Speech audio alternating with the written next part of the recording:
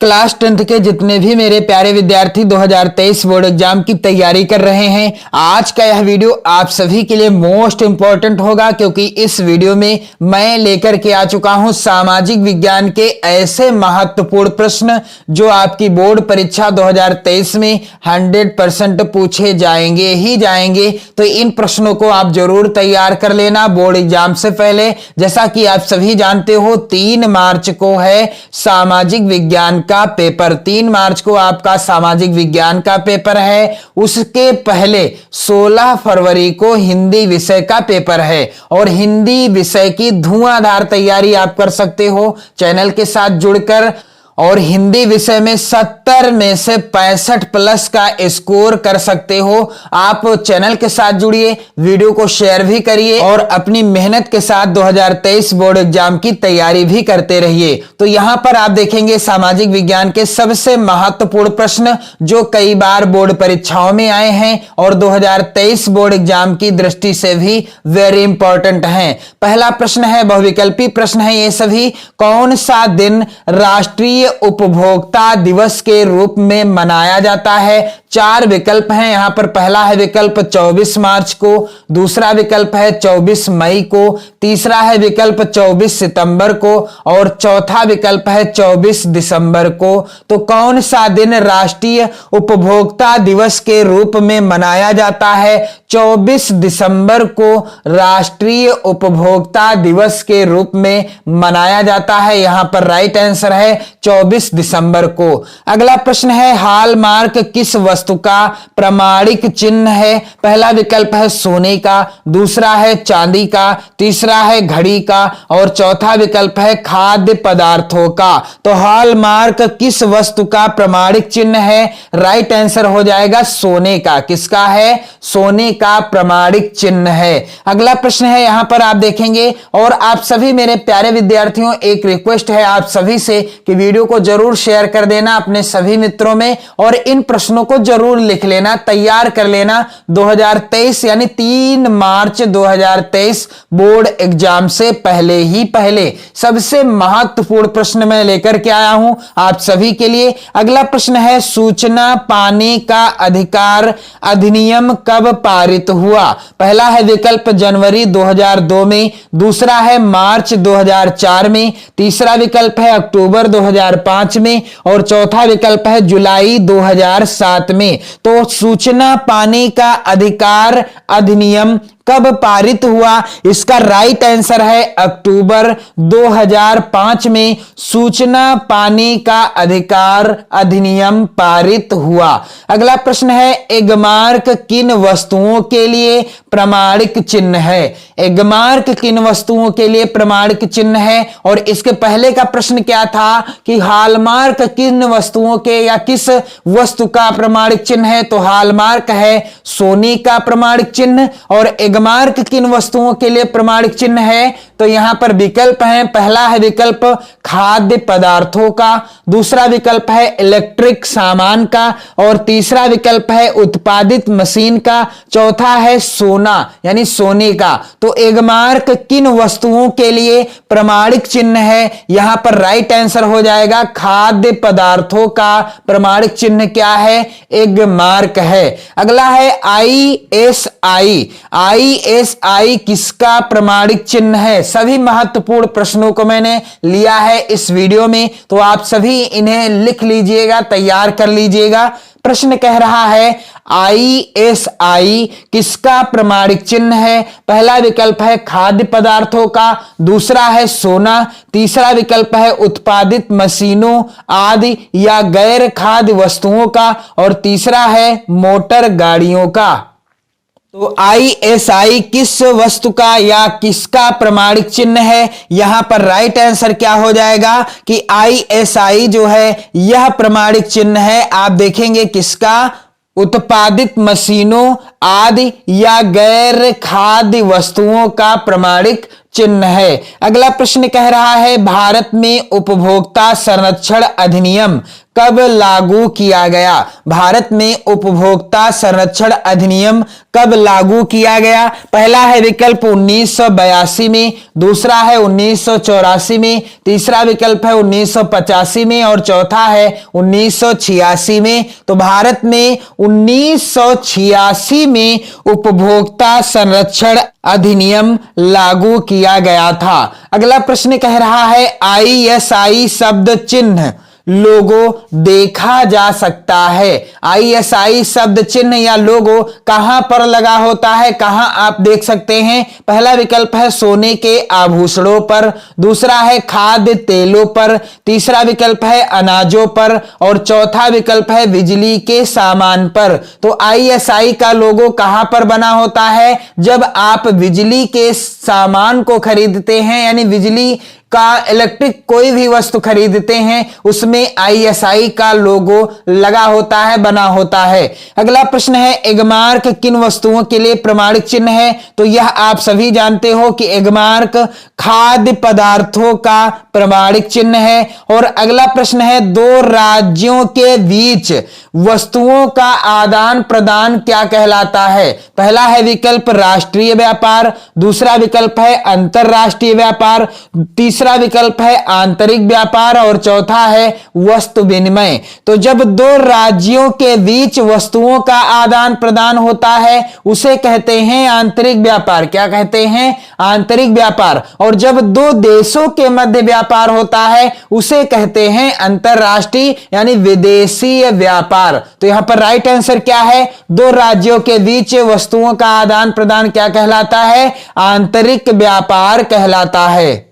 अगला प्रश्न है मेरे प्यारे विद्यार्थियों, कह रहा है निम्नलिखित में से भारत प्रमुख रूप से किसका आयात करता है? पहला विकल्प है चाय, दूसरा है खाद्यान्न, तीसरा है जूट का सामान और चौथा है कच्चा पेट्रोलियम। निम्नलिखित में से भारत प्रमुख रूप से किसका आयात करता है? यहां पर राइट आंसर क्या हो जाएगा? कच्चा पेट्रोलियम का। यानी भारत मुख्य रूप से कच्चा पेट्रोलियम का आयात करता है, यानी विदेशों से मंगाता है। अगला प्रश्न है निम्नलिखित में से कौन सा विकसित है? यहां पर कौन सा विकसित देश है? पहला है विकल्प ब्राजील, दूसरा है विकल्प भारत, तीसरा है फ्रांस और चौथा है बांग्लादेश। तो दिए गए विकल्पों में से कौन सा देश है जो विकसित देश की श्रेणी में आता है? यहां पर राइट आंसर है फ्रांस देश विकसित देश है। अगला प्रश्न है मानव विकास रिपोर्ट 2018 में भारत को कौन सा स्थान प्राप्त हुआ था? यानी मानव विकास रिपोर्ट 2018 के अनुसार भारत को कौन सा स्थान प्राप्त हुआ था? पहला विकल्प है 125वां, दूसरा है 124वां, तीसरा है 129वां और चौथा है 130वां। तो मानव विकास रिपोर्ट 2018 में भारत को कौन सा स्थान प्राप्त हुआ था? 130वां। यहां पर राइट आंसर क्या है? चौथा वाला विकल्प सही है। अगला प्रश्न है सर्वप्रथम विश्व व्यापार संगठन यानी WTO किसके द्वारा शुरू हुआ?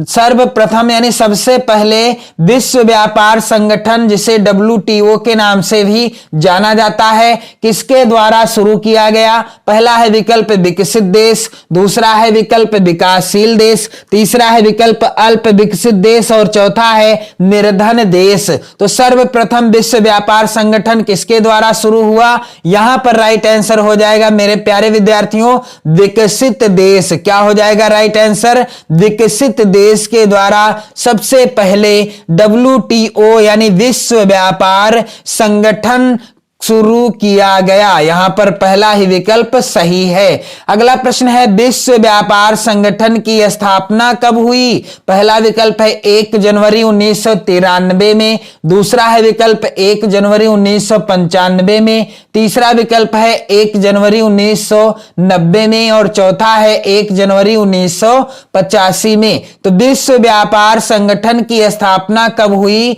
यहां पर राइट आंसर क्या हो जाएगा? विश्व व्यापार व्यापार संगठन की स्थापना 1 जनवरी 1995 ईस्वी में हुई थी। कहां हुई थी, इसका आप आंसर कमेंट करके बताइएगा। अगला प्रश्न है विदेशी व्यापार किनके मध्य होता है। मैंने अभी अभी आपको बताया भी था, तो आप आंसर कमेंट करके बताएं। 2 देशों के मध्य, 2 प्रदेशों के मध्य, 2 नगरों के मध्य या 2 गांवों के मध्य। तो विदेशी व्यापार किनके मध्य होता है, 2 देशों के मध्य होने वाला आदान प्रदान क्या कहलाता है, विदेशी व्यापार कहलाता है। यानी 2 देशों के मध्य होने वाला वस्तुओं का आदान प्रदान कहलाता है विदेशी व्यापार। अगला प्रश्न है भारत में जीविका का प्रमुख स्रोत क्या है। पहला विकल्प है उद्योग, दूसरा है विकल्प कृषि, तीसरा है व्यवसाय और चौथा है इनमें से कोई नहीं। तो भारत में जीविका का प्रमुख स्रोत क्या है, इसका राइट आंसर क्या हो जाएगा, भारत में जीविका का प्रमुख या मुख्य स्रोत क्या है, कृषि है। क्योंकि हम सभी जानते हैं कि हमारा भारतवर्ष कृषि प्रधान देश है। हमारा भारतवर्ष कैसा देश है, कृषि प्रधान देश है। हम कहीं ना कहीं कृषि क्षेत्र से यानी ग्रामीण क्षेत्र से ही आते हैं। और आप कमेंट करके बताएं कि आप किस जिले से हैं और किस क्षेत्र से हैं। तो भारत में जीविका का प्रमुख स्रोत क्या है मेरे प्यारे बच्चों, कृषि है। क्या है, कृषि है। अगला प्रश्न है सेवा क्षेत्र निम्नलिखित में से किस क्षेत्र में सम्मिलित किया जाता है। पहला है विकल्प प्राथमिक क्षेत्र में, दूसरा है द्वितीय क्षेत्र में, तीसरा है तृतीय क्षेत्र में और चौथा है इनमें से कोई नहीं। तो सेवा क्षेत्र निम्नलिखित में से किस क्षेत्र में सम्मिलित किया जाता है, इसका राइट आंसर क्या हो जाएगा, तृतीय क्षेत्र में। सेवा क्षेत्र निम्नलिखित में से किस क्षेत्र में सम्मिलित किया जाता है, किस क्षेत्र में, तृतीय क्षेत्र में सम्मिलित किया जाता है। अगला वेरी इंपॉर्टेंट प्रश्न है, कह रहा है निम्नलिखित में से कौन सा ग्रामीण क्षेत्र में विकास का लक्ष्य है। पहला है विकल्प नियमित कार्य, दूसरा विकल्प है उपज की उचित कीमत, तीसरा विकल्प है बेहतर मजदूरी और चौथा विकल्प है इनमें से सभी। तो निम्नलिखित में से कौन सा ग्रामीण क्षेत्र में विकास का लक्ष्य है, यहां पर राइट आंसर हो जाएगा नियमित कार्य भी है, उपज की उचित कीमत भी है और बेहतर मजदूरी भी है। यानी राइट आंसर है इनमें से सभी। अगला प्रश्न है निम्न में से किसको कृषि क्षेत्रक कहते हैं। प्राथमिक क्षेत्रक को, द्वितीय क्षेत्रक को, तृतीय क्षेत्रक को या चतुर्थक क्षेत्रक को। तो किसको कृषि क्षेत्रक कहते हैं, राइट आंसर क्या है इसका राइट आंसर है प्राथमिक क्षेत्रक को कृषि क्षेत्रक कहते हैं। और प्राथमिक क्षेत्रक के अंतर्गत वो शब्द आता है जो प्रकृति के करीब होता है और कृषि प्रकृति के करीब है, इसलिए प्राथमिक क्षेत्रक का भाग है। अगला प्रश्न है निम्न में से किस राज्य की प्रति व्यक्ति आय सर्वाधिक है। सभी प्रश्न महत्वपूर्ण हैं, सभी प्रश्नों को आप तैयार कर लेना 2023 बोर्ड एग्जाम से पहले, और आप चैनल के साथ जुड़े रहना और अपने कमेंट भी करते रहिएगा, इन सभी प्रश्नों का आंसर भी बताते रहिएगा। तो निम्न में से किस राज्य की प्रति व्यक्ति आय सर्वाधिक है यानी सबसे ज्यादा है। पहला विकल्प है हरियाणा, दूसरा है विकल्प बिहार, तीसरा है राजस्थान, चौथा है मेघालय। तो हरियाणा राज्य की प्रति व्यक्ति आय क्या है, सर्वाधिक है यानी सबसे ज्यादा है। निम्नलिखित में से अगला प्रश्न क्या है, निम्नलिखित में से किसे औसत आय भी कहा जाता है, किसे औसत आय भी कहा जाता है। तो पहला है विकल्प राष्ट्रीय आय, दूसरा है विकल्प प्रति व्यक्ति आय, तीसरा विकल्प है कुल आय और चौथा है उपरोक्त सभी। तो निम्नलिखित में से किसे औसत आय भी कहा जाता है, यहां पर राइट आंसर हो जाएगा, यहां पर राइट आंसर है किसे औसत आय भी कहा जाता है, प्रति व्यक्ति आय। यहां पर राइट आंसर क्या है, प्रति व्यक्ति आय को औसत आय भी कहा जाता है। अगला प्रश्न है अश्वेत आंदोलन कितने वर्षों तक चलता रहा। पहला विकल्प है 5 वर्ष, दूसरा है विकल्प 2 वर्ष, तीसरा विकल्प है 7 वर्ष और चौथा है विकल्प 10 वर्ष। तो अश्वेत आंदोलन कितने वर्षों तक चलता रहा, इसका राइट आंसर क्या हो जाएगा मेरे प्यारे विद्यार्थियों, 10 वर्ष। राइट आंसर क्या है? 10 वर्ष। अश्वेत आंदोलन कितने वर्षों तक चलता रहा? यहां पर राइट आंसर क्या है? 10 वर्षों तक चलता रहा। अगला प्रश्न है, विश्व का सबसे बड़ा लोकतांत्रिक देश कौन सा है? पहला विकल्प है अमेरिका, दूसरा है ऑस्ट्रेलिया, तीसरा विकल्प है भारत और चौथा है स्विट्जरलैंड। तो विश्व का सबसे बड़ा लोकतांत्रिक देश कौन सा है? यहां पर राइट आंसर है मेरे प्यारे विद्यार्थियों, भारत जो है विश्व का सबसे बड़ा लोकतांत्रिक देश है। अगला प्रश्न है, धर्मनिरपेक्ष राज्य में क्या होता है? धर्मनिरपेक्ष राज्य की विशेषता क्या है? पहला है विकल्प, धर्म का कोई स्थान नहीं होता, एक राष्ट्र एक धर्म में विश्वास करता है, केवल बहुसंख्यक वर्ग के धर्म को मान्यता होती है, या सभी धर्मों को समान समझा जाता है। तो धर्मनिरपेक्ष राज्य में क्या होता है मेरे प्यारे बच्चों? सभी धर्मों को एक समान समझा जाता है, यानी सभी धर्मों का सम्मान होता है। अगला प्रश्न है, भारत में पंचायती राज की स्थापना, भारत में पंचायती राज की स्थापना कब हुई थी? पहला विकल्प है यहां पर 1980 में, दूसरा है विकल्प 1990 में, तीसरा विकल्प है 1992 में और चौथा है विकल्प 2004 में। तो भारत में पंचायती राज की स्थापना कब हुई थी? इसका राइट आंसर क्या होगा मेरे प्यारे बच्चों? भारत में पंचायती राज की स्थापना हुई थी कब?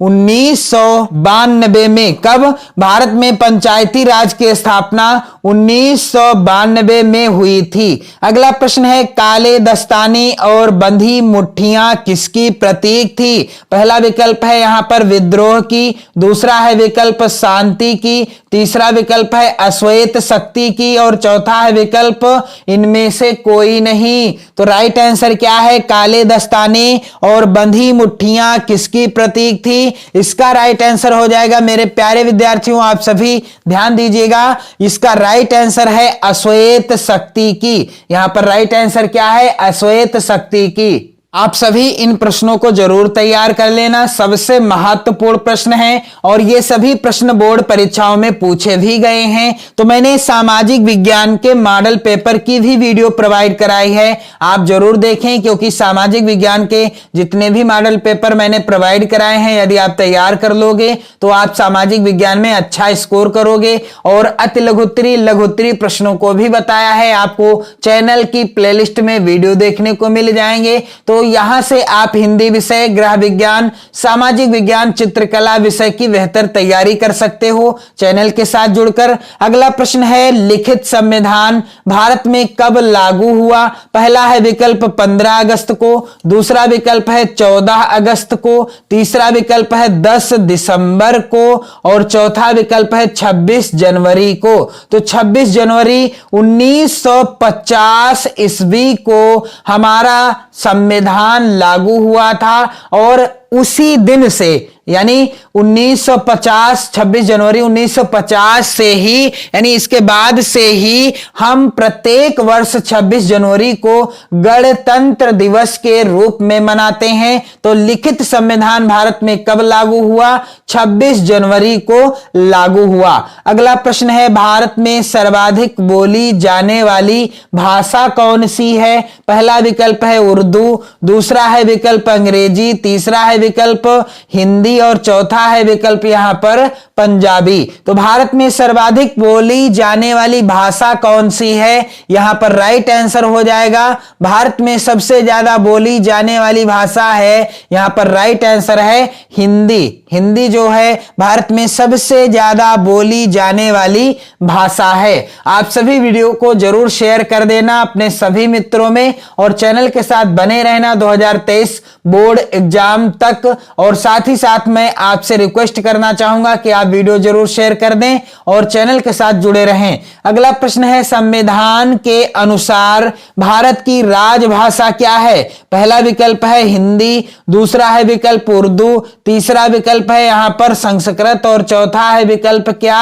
अंग्रेजी। तो संविधान के अनुसार भारत की राजभाषा क्या है? हिंदी है। अगला प्रश्न है यहां पर, संघात्मक शासन प्रणाली में अधिकारों का विभाजन। संघात्मक शासन प्रणाली में अधिकारों का विभाजन होता है। कहां होता है यानी किनके मध्य होता है? पहला है विकल्प यहां पर केंद्र एवं राज्यों यानी इकाइयों के मध्य। दूसरा है विकल्प यहां पर एक राज्य एवं अन्य राज्यों के बीच। तीसरा विकल्प है व्यवस्थापिका एवं कार्यपालिका के मध्य। चौथा विकल्प है व्यवस्थापिका एवं न्यायपालिका के मध्य। तो संघात्मक शासन प्रणाली में अधिकारों का विभाजन होता है। कहां पर होता है? केंद्र एवं राज्यों यानी इकाइयों के मध्य। यहां पर पहला ही विकल्प क्या हो जाएगा? सही हो जाएगा। तो आज के इस वीडियो में मैंने आपको सामाजिक विज्ञान के सबसे महत्वपूर्ण बहुविकल्पी प्रश्न बताए हैं जो आपकी बोर्ड परीक्षा 2023 के लिए सबसे ज्यादा महत्वपूर्ण है। इन्हें आप तैयार कर लेना और साथ ही मैं आपको अन्य विषयों की भी बेहतर और धुआंधार तैयारी करा रहा हूं। आप चैनल के साथ जुड़े रहें। 2023 बोर्ड एग्जाम के लिए पढ़ते रहिए, मस्त रहिए, स्वस्थ रहिए। जय हिंद।